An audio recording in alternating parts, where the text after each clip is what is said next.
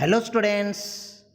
In the previous videos, we have seen about the introduction of the lesson The Summer of the Beautiful White Horse. We have also known about the author William Saroyan and also the summary of the story. Today let us start the explanation part of the lesson. This lesson is an extract taken from William Saroyan's writing titled My Name is Aram, written in 1940. The title of the lesson, The Summer of the Beautiful White Horse, is a bit peculiar because here the author is not mentioning the summer of any individual, but he is telling us about the summer enjoyed by a beautiful white horse. This story provides a peep into child psychology. Usually, children, especially teenagers, have natural urge for fun and adventure, isn't it? But they may get restricted by the elders, or they may get restricted by the customs or traditions of the family. This may create a dilemma in them whether they should fulfill their childish passions and pranks, or should they uphold their family traditions and reputation. Such is the situation in which our narrator Aram will be in this story. Whether he will fulfill his long cherished dream to ride a horse at the cost of his family's, that is Garogulinian tribe's reputation or not, and what follows next is the part of the story. Let's start the story now. One day, back there in the good old days, when I was 9, the world was full of every imaginable kind of magnificence, and life was still a delightful and mysterious dream. So the story begins in a mood of nostalgia. What is nostalgia? Nostalgia means a feeling of happiness along with slight sadness when we think of our happy times in the past. Suppose when you listen to a song from any movie, you remember of that movie which you saw with your friends in the past. Here you are nostalgic and are in the mood of nostalgia. In the same way, our narrator Aram is in the mood of nostalgia as he is thinking of those good old days when he was 9 and the world was full of every imaginable kind of magnificence. This story is told from the viewpoint of a 9-year-old boy. Who is the narrator of the story? Yes, named Aram. So he is telling in those good old days, his life was very happy and of mysterious dream. So what is this mysterious dream means? Mysterious dream means life was like a dream with full of mystery. So his life was magnificence, that is splendid or excellent, and also like a dream with full of mystery. What happened at the time? Let's see. My cousin Murad, who was considered crazy by everybody who knew him except me, came to my house at 4 in the morning and woke me up tapping on the window of my room. So what happened? His cousin Murad has come and he was considered crazy by everybody. So he was crazy means here it means not sensible or mad. So he was considered as mad and not sensible person by everybody but except Aram. And at what time did he come? He came in the morning at 4 and he woke him up. What did he say? Aram, he said. I jumped out of bed and looked out of the window. I couldn't believe what I saw. So he couldn't believe what he saw. Why did he couldn't believe what he saw? Let's see. It wasn't morning yet, but it was summer, and with daybreak, not many minutes around the corner of the world, it was light enough for me to know I wasn't dreaming. So it was summer and with daybreak. Daybreak means sunrise, not many minutes around.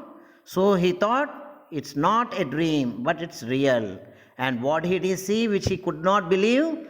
My cousin Murad was sitting on a beautiful white horse. So he saw his cousin Murad sitting on a beautiful white horse, and this is what he couldn't believe. I stuck my head out of the window and rubbed my eyes. Yes, he said in Armenian. It's a horse. You are not dreaming. Make it quick if you want to ride. So he was saying it's not a dream. If you want to ride, make it quick. That is what? Yes, that is what Murad was saying to Aram. These are some of the meanings which are of page number 1. I knew my cousin Murad enjoyed being alive more than anybody else who had ever fallen into the world by mistake. But this was more than even I could believe. So what is Aram saying? He is saying that his cousin Murad enjoyed a lot. But this was something which he could not believe at all. So Murad sitting on a beautiful white horse, he couldn't believe at all. Why he couldn't believe at all? He is explaining that. Let's see. In the first place, my earliest memories had been memories of horses. My first longings had been longings to ride. So he's explaining his earliest memories were of horses and his first longings. Longings means desires, strong desires. And his strong desires were to ride a horse. This was the wonderful part. So the first part is wonderful one to him. In the second place, we were poor.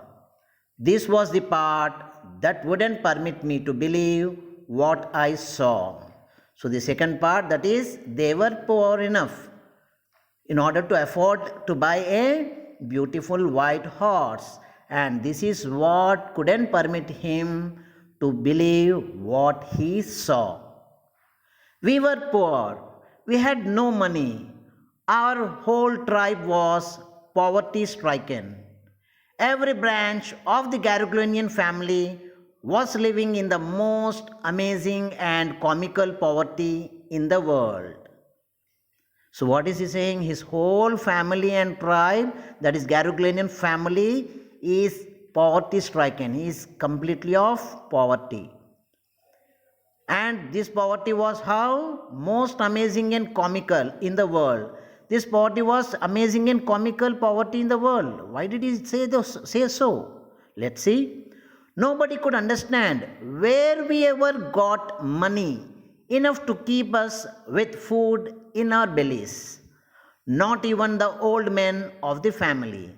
So they were poor enough and they do not know how they are surviving, because out of nowhere they are getting money and of course the food in order to fill up their stomachs. This was the most amazing and comical part in the world. We had been famous for our honesty for something like 11 centuries. And most important of all was they were famous for their honesty. And this honesty they were famous for not one day, 1 year or 1 century. It's been for 11 centuries they have been famous for their, honesty. Even when we had been the wealthiest family in what we like to think was the world. So even when they were rich, also they were known for their honesty. We were proud first, honest next, and after that, we believed in right and wrong. None of us could take advantage of anybody in the world, let alone steal. So, they could not think anything near to stealing something. They couldn't even take any undue advantage of anybody in the world.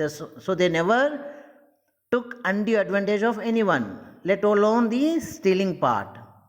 Consequently, even though I could see the horse so magnificent, even though I could smell it so lovely, even though I could hear it breathing so exciting, I couldn't believe the horse had anything to do with my cousin Murad, or with me, or with any of the members of our family, asleep or awake, because I knew my cousin Murad couldn't have bought the horse, and if he couldn't have bought it, he must have stolen it. And I refused to believe he had stolen it. No member of the Garruglonian family could be a thief. So his conscience told him that even though he could see the horse breathing, the lively horse, its smell and everything, he couldn't believe his cousin Murad with the horse, or any of the member of the Garruglonian family along with the horse, because he knew very well that they were poor enough in order to buy the horse. And he was also consciously knowing that Murad couldn't steal it. Not only Murad, but none of the member of the Garruglonian family could steal it and could be a thief. This is what made him not to believe what he saw. I stayed first at my cousin and then at the horse. There was a pious stillness and humor in each of them, which on the one hand delighted me and on the other frightened me. So when he saw his cousin and the horse, on one hand he was delighted and on the other hand he was frightened. So his desire to ride a horse delighted him, and his thought that the horse might have been stolen frightened him.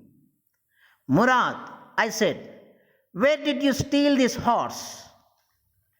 Leap out of the window, he said, if you want to ride. So it was true then. He had stolen the horse.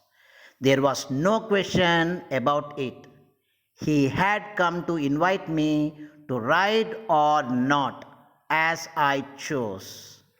So it's clear to Aram now that Murad has stolen the horse and he has come there to invite him to ride the horse.